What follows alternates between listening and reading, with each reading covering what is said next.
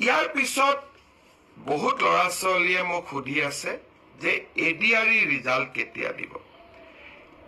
ADRE result 7 March শুক্ৰবাৰে আমাৰ grade 3 আৰু গ্ৰেড 4ৰ যি আমাৰ ৰিক্ৰুটমেণ্ট কমিশ্যন আছে তেওঁলোকে ঘোষণা কৰিব।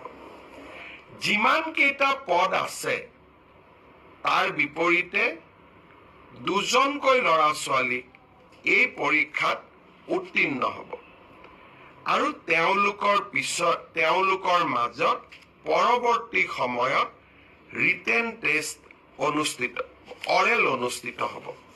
অৰ্থাৎ লিখিত পৰীক্ষাৰ ৰিজাল্ট গ্ৰেড 3 আৰু গ্ৰেড 4 আমি 7 মাৰ্চ তাৰিখে ঘোষণা কৰিম। এটা পোষ্টৰ বিপৰীতে 2জনকৈ ল'ৰা ছোৱালীয়ে এই লিখিত পৰীক্ষাত উত্তীৰ্ণ হ'ব। শেষৰ নম্বৰটোত যদি বেছি ল'ৰা ছোৱালীয়ে একেটা নম্বৰে পায় তেতিয়াহ'লে হয়তো 3000 পোষ্টৰ বিপৰীতে মই ধৰি ল'ব কৈছো 6000 ল'ৰা ছোৱালী পাছ কৰিব লাগে, কিন্তু একেটা নম্বৰ যদি বহু পৰীক্ষাৰ্থীয়ে লাভ কৰে তেতিয়াহ'লে একে নম্বৰ পোৱা ল'ৰা ছোৱালীসকলেও পৰীক্ষাটো ডেফিনেটলি পাছ কৰিব।